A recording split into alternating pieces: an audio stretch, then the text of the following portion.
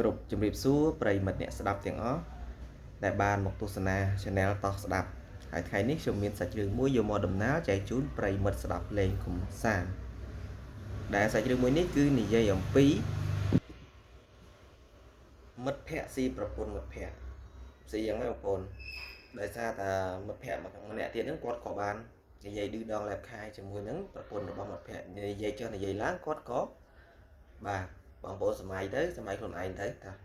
អញ្ចឹងកុំឲ្យខាត់ពេលវេលាយូររីករាយសម្ដាប់ជាមួយនឹង admin ទាំងអស់គ្នាតែម្ដងទៅ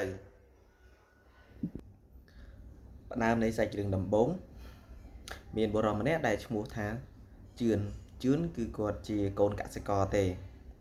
ហើយគាត់ចម្បងថាគាត់ឈប់រៀនគាត់ក៏ប្រឹងរកលុយរកកាក់ដើម្បីយកមកជួយគ្រួសារដោយសារតែគ្រួសារគាត់រៀងខ្វះមុខខ្វះក្រោយដែរគាត់ក៏បានឡើងមកធ្វើការនៅទីក្រុងភ្នំពេញបានរយៈពេល2ឆ្នាំជីវភាពគ្រួសាររបស់គាត់គ្រាន់បើហើយជួនជាពេលនោះមកជឿនហ្នឹងគាត់ក៏បានជួបរបៀបថាបានដល់គូព្រេងរបស់គាត់អញ្ចឹងណាគាត់ក៏បានជួបនឹងនារីម្នាក់ដែលជាអនាគតប្រពន្ធរបស់គាត់ហើយប្រពន្ធរបស់គាត់ហ្នឹងគឺមានអាយុ4ឆ្នាំបង4ឆ្នាំអញ្ចឹងណាហើយនិយាយទៅបងជឿនឹងប្អូនប្រពន្ធគាត់4ឆ្នាំដល់ពេលអញ្ចឹងទៅគាត់ក៏តាក់ទងគ្នានិយាយចុះនិយាយឡើងគាត់ក៏ឲ្យម៉ែឪហ្នឹងចូលស្ដីដណ្ដឹងហើយប្រពន្ធរបស់ជឿនហ្នឹង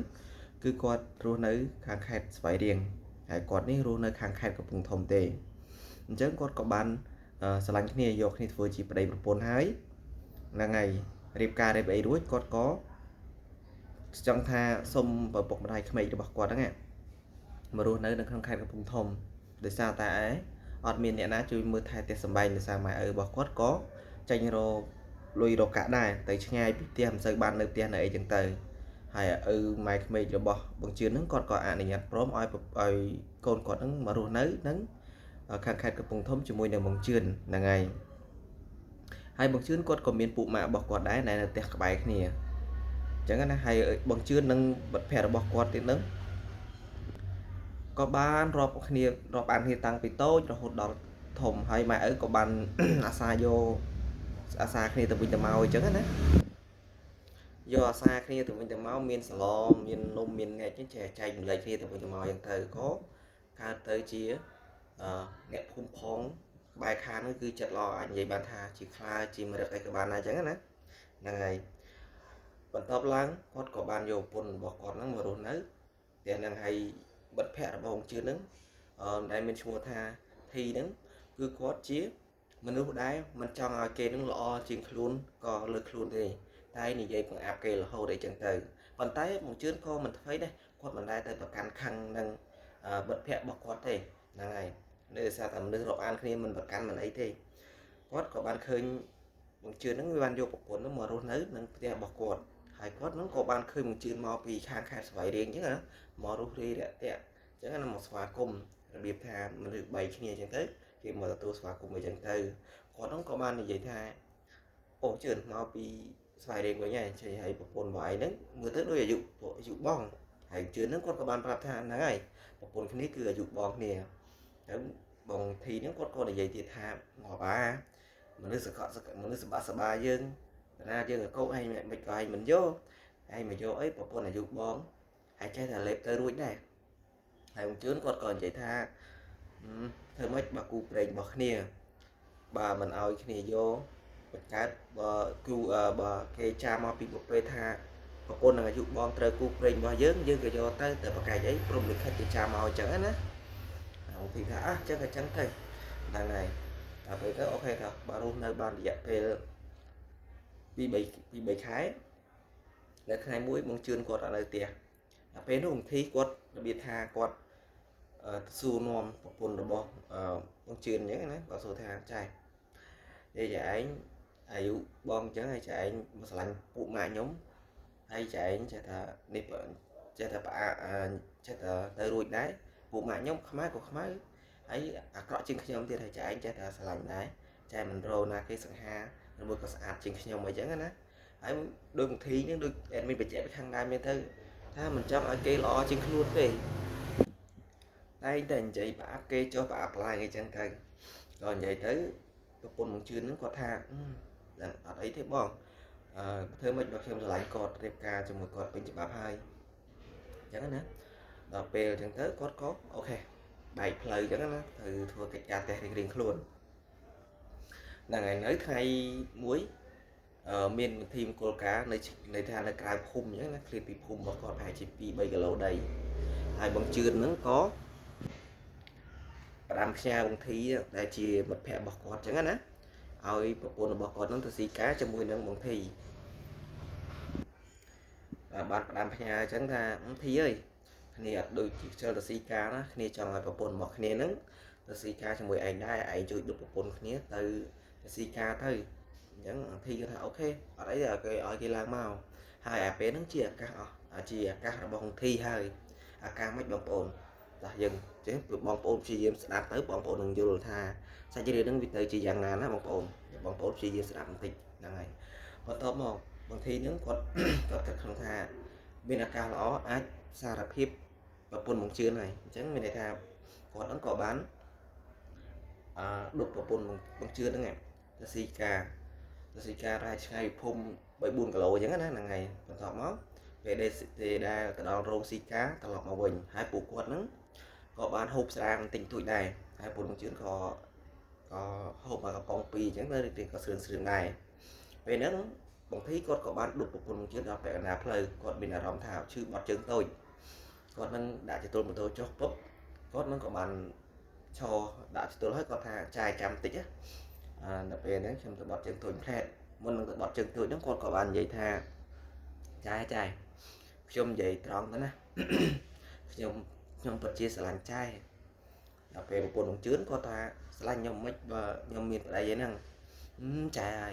ឯងអត់ចង់ដូររសជាតិខ្លះតិចទេអីហ្នឹងហើយដល់ពេលអញ្ចឹងទៅប្រពន្ធបងជឿនគាត់ថាដូរមិនកាយយើងថាខ្ញុំហ្នឹងអាយុបងបើសិនជាខ្ញុំអីលេបទៅរួចហើយតែក៏បងអ្នកហ្នឹងចុះអ្នកថាខ្ញុំហ្នឹងអាយុបងហើយថាឲ្យប្តីខ្ញុំចិត្តទៅលេបទៅរួចពេលអញ្ចឹងទៅធីគាត់ថាចាហើយទោះបីជានារីម្នាក់ហ្នឹងចាស់ជាងម៉ែខ្ញុំក៏ដោយក៏ខ្ញុំអាចយកគេនឹងធ្វើជាប្រពន្ធបានដែរឥឡូវដល់ពេលធីនិយាយអញ្ចឹងរួចគាត់ក៏តំណូមរួចគាត់បានបកមកវិញដល់ពេលអញ្ចឹងទៅគាត់ក៏សួរប្រពន្ធបងជឿនបញ្ជាក់ម្ដងទៀតថាចាមិញចាឯងស្ដាប់បានអត់តែខ្ញុំនិយាយបាញ់មិញពេលនោះប្រពន្ធបងជឿនគឺគាត់អត់មកស្ដីគាត់អត់មានប្រតិកម្មអីទេគាត់ធ្វើស្ងៀមពេលនេះបងធីគាត់បានយកដៃរបស់គាត់ហ្នឹងទៅចាប់ចង្កេះប្រពន្ធបងជឿនដល់តមកដៃមួយជើងទៅប៉ះស្មាហ្នឹងគាត់ក៏អោនយកចំហរបស់គាត់ហ្នឹងទៅថើបថ្ពាល់ដល់សែនក្អូបរបស់ប្រពន្ធបងជឿនដល់ពេលថើបថ្ពាល់ដល់សែនក្អូបហ្នឹងហើយបងធីនោះគាត់មានអារម្មណ៍ថាដងបថៅគាត់បាសគាត់ក៏ដឹកដៃប្រពន្ធបងជឿនហ្នឹងចូលទៅដុសព្រៃហើយប្រពន្ធបងជឿនហ្នឹងគឺគាត់អត់មានមាត់ស្ដីអីទេដល់ពេលអញ្ចឹងទៅគាត់ក៏មានថ្ងៃបងប្អូនសម័យទៅគាត់ចូលទៅក្នុងដុសព្រៃហ្នឹងតើពួកគាត់ទាំងពីរនាក់កំពុងតែធ្វើអីបងប្អូនប្រហែលជាឆ្ងល់ហើយបងប្អូនប្រហែលជាដឹងហើយមនុស្សប្រុសស្រីនៅដុសព្រៃតែពីរនាក់ជឿជាក់មានហ្នឹងហើយបងប្អូនសម័យគិតមើលខ្លួនឯងទៅ admin អត់និយាយឲ្យចំទេហ្នឹងហើយបន្ទាប់ពីពួកគាត់នៅអានេះនោះរួចហើយពេលគាត់ក៏បានដឹកដៃត្រឡប់មកវិញមកឡើងមកលើម៉ូតូវិញហើយបងធីគាត់ក៏បាននិយាយសារភាពថាចាយកុំមាត់ទៅកុំឲ្យចាឯងមិនមាត់ខ្ញុំមិនមាត់មានអ្នកណាគេដឹងទេថាពួកយើងទាំងពីរនាក់បានតំណែងគ្នាហើយខ្ញុំសូមសន្យាថាខ្ញុំជាជនទី3នេះនឹងមើលថែចាយមិនឲ្យចាយទាស់ចិត្តទេហើយពេលហ្នឹងប្រពន្ធបងជឿនគាត់របៀបថាគាត់ភ័យផងខ្លាចប្តីដឹងផងខ្លាចរឿងនឹងបែកការទៅដល់ពុកម្ដាយក្មេកខែលោវីមានបញ្ហាដល់ខ្លួនអញ្ចឹងណាហ្នឹងហើយតែមិនដោយការគិតរបស់គាត់ទេអ្វីគឺលលូនទៅធម្មតាពួកគាត់លួចទំនាក់ទំនងគ្នាអញ្ចឹងរហូតដល់មានកូនជាមួយនៅបងធីតែបងជឿនការគាត់រៀបការគឺអត់ទាន់មានទេដោយសារតែគាត់អត់ទាន់យកដល់ពេលនេះស្រាប់តែបងធីទៅលួចអីមានអីជាមួយនឹងប្រពន្ធបងជឿនបានម្ដងស្រាប់តែមានកូនអញ្ចឹងណាហ្នឹងហើយដល់ពេលរួចរាល់ហើយពួកគាត់ហ្នឹងក៏ត្រឡប់ទៅផ្ទះហើយបងធីហ្នឹងក៏ đục bộ phun chưa mà đào tia ấy chưa có số nôm hay ta si ca ấy cái dù mà lại hay chẳng á là ngày hay có quát ăn miên sòng sài đai buổi quát tục chất chỉ mình bằng thi buổi bộ quần đại kết tha chẳng đi chẳng á là ngày bóng ồn bản top coi làm một tiết đời ra bóng chưa mình nấy nơi pel hai màu nơi pel là nghịch mùi ở bột mà đại khmer rồi bò bột mà đại bạc ca rồi bông chưa nó gọt đầu tía đây bông chưa gọt đầu tía về nước bột bùn thí còn cặp bông ở mùi tất là bài biên tất là thang cặp tía chẳng hạn đấy về nước bông vút có bông vút gì đây bông thi có lốp lúc từ ao bị cào chẳng hạn á ao bột bùn bông chưa bị cào ta về dẫn tới bông thí còn là vậy thằng trai trong mà nè đấy chỉ chôn thị mấy xôm trai mà đòn tiền chẳng hạn cứ còn dễ tới bộ qua đèn quý nó ai đặt bán mà đón hai cứ anh chẳng chừng là hôn đôi vậy mình dành chẳng hai cái tha cùng lấy anh chẳng chẳng chặt vì nhám được làm đột là ngày đứa nó cứ chẳng ta bàn mà đón nhám được làm đột là ngày hai bộ qua đèn quý nó có miền ấy cho mùi nó kia là hôn đó miền tây của người chẳng tay là ngày hay coi làm một tiết